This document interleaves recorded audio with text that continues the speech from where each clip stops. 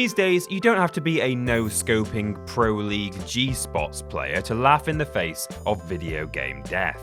All it takes is a dubious red liquid in a glass bottle or a Medikit lunchbox to cure any life-threatening injuries. And while a game over screen might provide a mild inconvenience, it's not like anyone actually died, right? I mean, just look at Colonel David B. Phillips, a veteran still going strong after countless battles, murdering enough aliens to be considered a war criminal on their home planet. Sure, he may have just been clipped by a stray sniper shot, but he'll be getting right back up again, won't you, Dave? Dave? Oh dear. So while most games are nice enough to let you try again when you fail, there are some that punish you for every mistake, making your most beloved party members pay the price for your stupidity. Any game branded with the dreaded permadeath mechanic means once your charming, fully leveled superstar goes down, they won't be getting back up again. Unless you're a filthy save scummer, but you wouldn't do such a thing, would you? No? I certainly wouldn't. What do you mean, Cheater Austin? Have you been watching my live streams? Now, we should clarify that while plenty of roguelike titles threaten your player character with a permanent game over, we're strictly interested today in the ones where your squad mates suffer for your idiocy. Because Anguish is a group activity and participation is mandatory. Let's cautiously step forward and take a look, shall we? I'm Peter from TripleJump, and here are 10 punishing permadeath games that destroyed our party.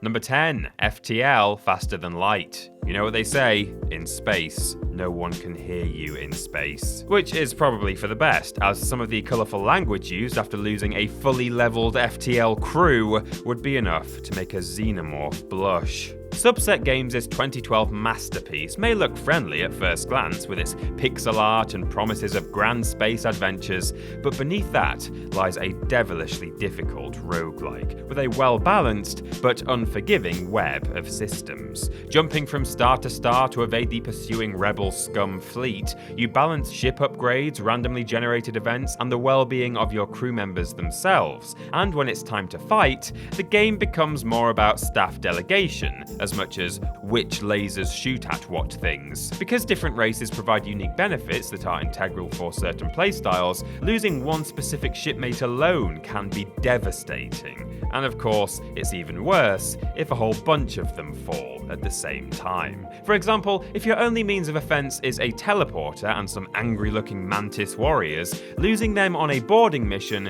could completely derail a run. Especially if you, like me, are the kind of idiot that forgets to turn off auto-fire and blows up the ship with the crew still on board. Number 9, Far Cry 2. Far Cry 2 was quite polarizing back in 2008, sandwiched between the tropical paradises of the debut and the series-defining Far Cry 3. This difficult second album experimented with a lot of new ideas, including an open world in a fictional African country. It also made the game hard as nails, whether it was the recurring malaria that required regular medication, the frequently jamming weapons, or the limited fast travel requiring you to drive everywhere. Luckily, you weren't alone in tackling this brutal realism. You also had your buddies. Hooray! Because gunning down mercenaries and starting wildfires is just way more fun when you're with a friend. Right, Josip? You could find these future BFFs in the world by helping them out of awkward situations, where they'll join your fight and sometimes even repay the favour. But these weren't your average, invincible NPCs. If they took a certain number of hits, they would become wounded, meaning you would have to revive them. And if they were hurt enough times, there was nothing you could do at all except give them a quick, painless death. Jesus. Well, bring on the next one. Hooray for fodder, friends. Number 8, Until Dawn. In any horror movie, casualties are to be expected, and Until Dawn, the 2015 playable horror movie by Supermassive Games, is no different. Now, unlike many titles on this list, there isn't an especially deep objective beyond the obvious necessity to survive until dawn. Given that the game is built almost entirely on quick-time events and dialogue trees, the only real challenge involves fighting against the stupidity of the main cast of characters, and indeed resisting the temptation to lead them all into a grisly death just so you can get rid of these objectively awful people. The entire premise of the game is that the gang have all got back together again for the first time since a weekend getaway in the woods went horribly wrong, when they totally humiliated their friend, I think? Is this what friends do?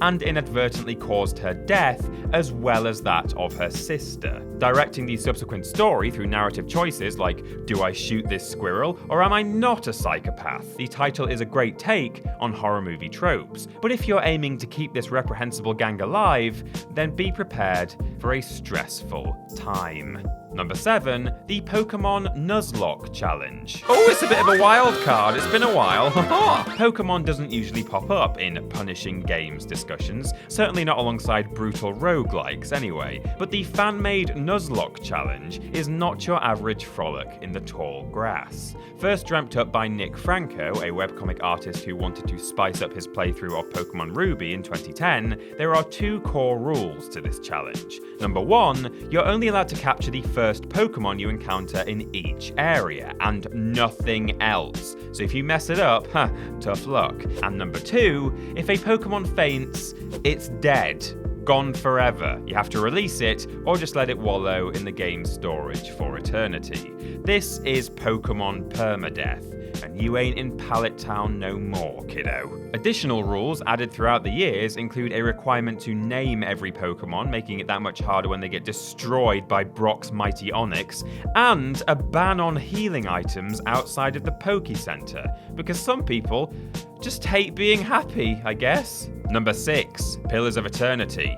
In one of the greatest Kickstarter success stories, Obsidian Entertainment raised over $4 million to produce 2015's Pillars of Eternity, an homage to the isometric RPGs of old, such as the classic Baldur's Gate. And it certainly lived up to its inspiration, giving us a sprawling story, a vibrant world, an in-depth class system, and of course, brutally difficult battles. Surviving the tactical combat required some serious knowledge of the in-game systems, which can be difficult to grasp at first, since your party members essentially have 2 health pools. Your endurance represents short-term damage, which is easily replenished between fights, but your actual health bar represents longer-term injuries, and you can only recover this in the interest of realism by resting at campfires or inns, because, you know, a nice soft bed will heal that severed arm right up. Lose your endurance and you're knocked out, but if your health reaches 0, you get maimed and gain an injury. Go down again, and that's it. You die, like for realsies. In the game, I mean, you don't actually die for, well, I mean, yeah, who knows, we could all die at any moment. Hello, are you still there? Number 5, the Banner Saga. Oh, decisions. It's hard enough facing a life-changing choice that's only going to affect yourself, like, you know, which kind of biscuit to have with a cup of tea. The correct answer is a ginger nut, by the way. It's extremely dunkable. But when tasked with looking after a whole caravan of followers in a desolate land where the sun's gone AWOL and supplies for your troop of survivors are scarce, well, we're going to need a lot more tea and ginger nuts to cope with all this pressure. The Banner Saga has an almost Disney-esque appearance, which belies the grim setting and tactical turn-based combat you'll face. And yet, ironically, it's these fight sequences where your party members are the safest when compared to the dreaded story choices and random events that could kill off your best boys and girls at any moment. If you mismanage your caravan's supplies badly enough, a mutiny could cause a lot of deaths or departures, and numerous story beats leave you wary of the consequences. We would go into more detail, but we wouldn't want to spoil any of the impressive narrative, although we will say, keep an eye on Egil. That boy needs to be covered in bubble wrap. I can attest to the fact that actually is quite helpful. Number 4, Final Fantasy Tactics. While your typical Final Fantasy game contains numerous scenes of mild peril, the combat itself doesn't pose any lasting threat. A party member may get knocked down, but they get up again. You're never going to keep them down. They get knocked down, but they get up again. You never... All you need to do to revive a fallen comrade is to slip them a quick whiskey drink. Sorry, a Phoenix Down. It works every single time.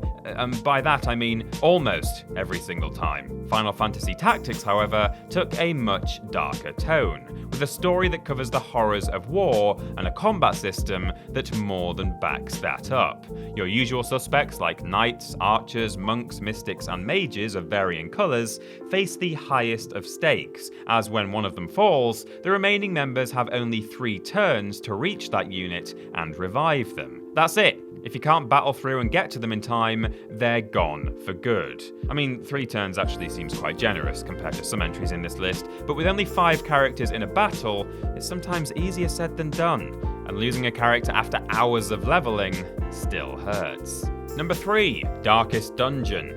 It'd be nice if just for once we could inherit an old mansion that had absolutely nothing wrong with it. No ancient curses, poltergeists, previous owners' murder-suicides in the bathroom, or in Darkest Dungeon's case, eldritch monstrosities living in the basement. This property is very much a fixer-upper, requiring a team of good handymen or women to deal with the unwanted pests. And by handymen or women, I mean exceptionally skilled adventurers. Red Hook Studios' 2016 debut wowed us with a striking Lovecraftian art style, roguelike dungeon crawling, and brutal turn-based combat, all narrated by Wayne June's powerful lines of encouragement like, "These nightmarish creatures can be felled, they can be beaten." And the equally motivating, "Overconfidence is a slow and insidious killer." Oh, great. I'm brimming with confidence now, mate. Worryingly, even if you barely make it out of a Darkest Dungeon encounter alive, your party will be seriously traumatized by the whole affair. And who can blame them? But what even is that? Jesus! Now, the good news is that to avoid a highly stressed character losing their mind or suffering a heart attack,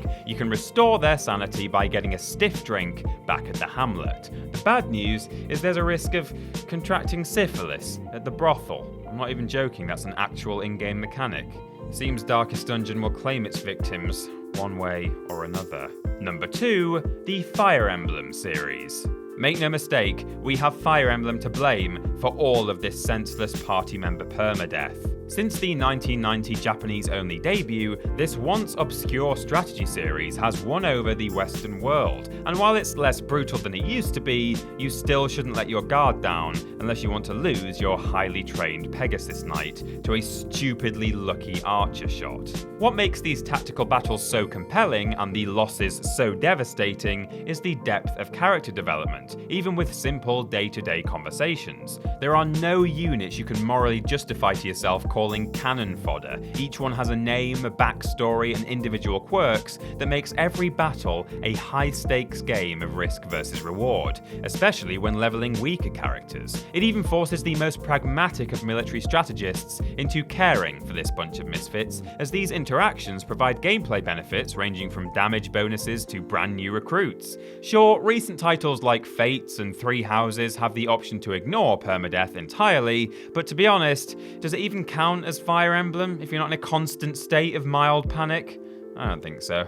And number 1, the XCOM series. Commander, we need to talk. We know we have to defeat these aliens by any means necessary, but the casualties are getting out of hand. We've lost 7 extremely expensive exosuits in the past month. South America have just pulled their funding, and the new recruits are worried about the recent names on the memorial board, such as Target Practice and Death is Inevitable. It's true that when things go bad in XCOM, they go really bad. This savage turn-based combat is infamous for its harsh RNG and percentages that definitely lie to us, whether it's in the 90s originals or the rebooted franchise from 2012 onwards. All it takes is your 90% chance shot to somehow miss, and before you know it, your top-tier grenadier is a vaporized pile of ash on the floor. But keep in mind that this random nature also leads to incredible war stories. While your troops don't have a predetermined backstory, they'll soon write their own tales of heroism, like the brave veteran who meleeed a giant robot mech and lived to tell the tale. XCOM creates these organic stories of valiant success and agonizing defeat like no other series. Just be warned, there's no great victory without major sacrifice. And by that I mean my in-game persona is a commander called Major Sacrifice. It just helps me justify all the bloodshed. So there we go, some truly unforgiving games. But we survived, didn't we? Just try and forget about everyone else, and definitely don't look at the memorial wall, it's almost full. If we missed out any other brutal permadeath games, you can let us know about them in the comments below. You can follow myself and TripleJump on Twitter here, and if you want to support the things you enjoy, then check out the rewards on our Patreon. Finally, don't forget to like the video, share it with your friends, and subscribe to the channel. I've been Peter from TripleJump, and thanks for watching.